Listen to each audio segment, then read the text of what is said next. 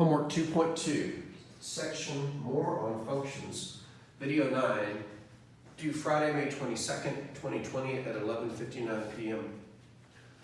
The last topic we're going to discuss in this section is something called a difference quotient. Now you've heard both of these words in a math class before. Difference means the answer to a subtraction problem, and quotient means the answer to a division problem. So what is a difference quotient? Well, first, I should preface you that this is one of these topics that is here to prepare students who are on the path towards calculus and who will continue down the calculus path. In fact, what I'm about to show you is something that shows up early in calculus and is so critical that it's responsible for half of calculus. Now, does that mean we can't do it? Of course we can. I wouldn't be showing it to you otherwise. Unfortunately, to put it in its proper context, I have to refer to something that we haven't talked about yet. It'll actually be the first video in the next series. So if you want to go watch the first video in the next series about slope and then come back and watch this one, it might make a little bit more sense contextually. But without teaching the first topic in the next homework, the whole premise of the difference quotient stems from trying to measure the slope of something. Now, some of you may remember that slope is a measurement for a line. It measures the steepness of a line, and you might even remember that slope is rise over run. Or you may even remember the slope formula, y2 minus y1 over x2 minus x1. Again, it's going to be in the first video in the next section, so if you want to go watch that and then come back and watch this one, that might make a little bit more sense. But slope is a measurement of how steep a line is, but if you have something that's not a line, for example, this parabola, does it make sense to talk about its slope? Well, in short, no, because if you want to talk about how steep this graph is, it's a different steepness over here than it is down there, than it is over here, than it is up there. So if you have a continuous smooth graph, smooth means no corners, continuous means not broken, then the slope is constantly changing as you travel along the graph. So what does this have to do with difference quotients in calculus? Well, for those of you heading towards calculus, one thing you'll learn in calculus that is a recurring theme throughout all of calculus is when you're doing something that is not linear, you pretend it's linear and then do something called a limit. Now the limit is the calculus part of that, so we won't do it. So what do I mean by do something linear? Well, let's pretend we're trying to find the slope of this curve. This curve has some graph, some function y equals f of x associated with it. Well, to find the slope of the line, you connect two dots and do something with them. You don't have to connect the two dots, but you need two dots. So let's take a generic dot here, and we'll say its x-coordinate is x, which means the coordinates of this point are x comma f of x. Remember, the output of a function gives you the y-coordinate of a point. Well, if I want to connect it to a dot over here, I can make a line. But in order to do the slope formula, I would need to know the coordinates of the second line, so I need to represent that second x somehow. The calculus trick for moving over from one x to another is not to define what the second x is, but to define how far you travel. So let's call this difference here h. I don't know why they use h, but they do. So if this is our x-coordinate and we want to go h more spaces to the right, then the second x-coordinate would be x plus h. And so now we can label the second point.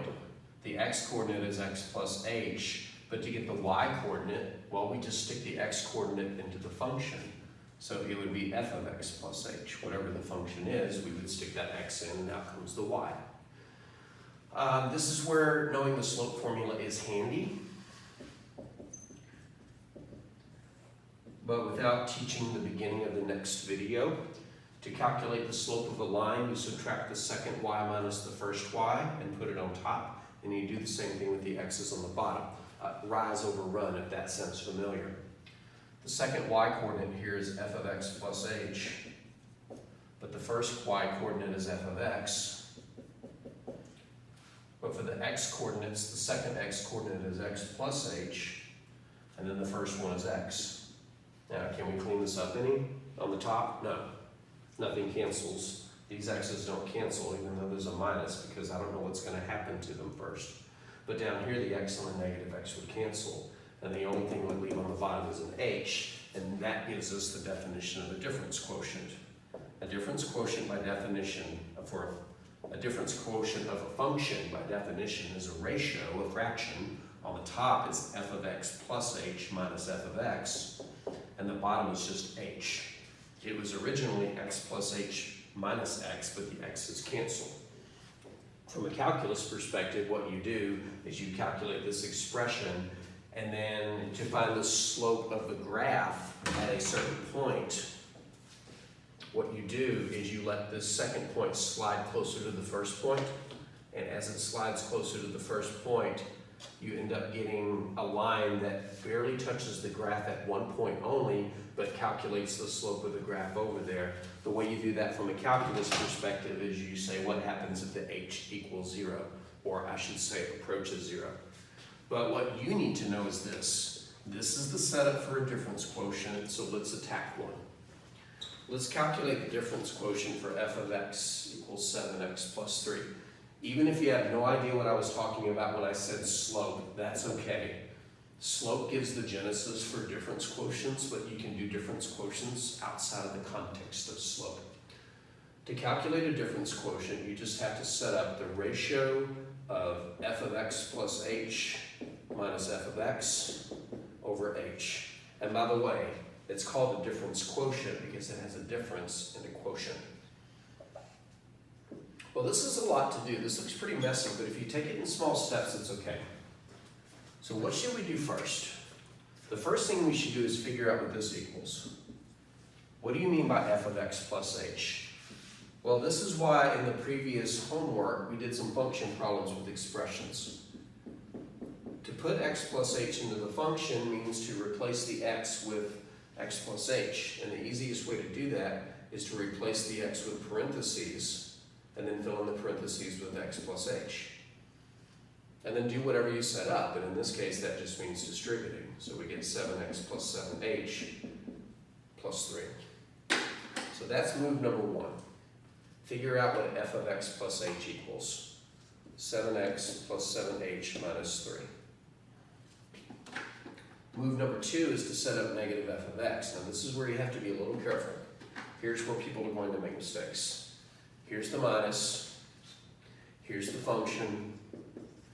I've made a mistake. Why? Who does this minus currently belong to? The 7x and the 7x only. But this minus is supposed to belong to the entire function, not just its first term. This will invoke another distributive property. We'll do that in a second. Downstairs, nothing is happening yet. So your first two moves are to evaluate the function at x plus h and bring the results in, and then get ready to subtract the entire function. Now, let's see what happens. Again, this negative in front of the entire function is going to get distributed, and if you know that's going to happen, you can actually do it as you're writing it the first time. Or you can write it undistributed, and then in the next line distributed. So negative 7x minus 3, and then we still have the h on the bottom. Now, not all difference quotients do what's about to happen, but the ones in your homework will. Remember, this is just a brief introduction. Lots of stuff will cancel.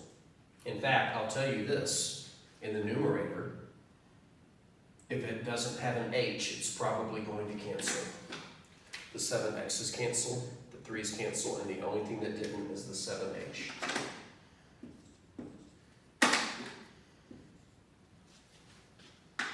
Look, there's an h on the top and an h on the bottom. Can you cancel them? I don't know. Are they parts of multiplication problems? That's the rule for canceling in a fraction. You can only cancel parts of multiplication problems. The h on the top is 7 times h. The 1 on the bottom doesn't look like it's part of a multiplication, but there's an implied 1 in front of it, so it's part of an implied multiplication problem, part of 1 times h. So in short, yes, the h is canceled because they're both parts of multiplication problems, and the only thing that's left is the 7, and that's the answer to this difference quotient.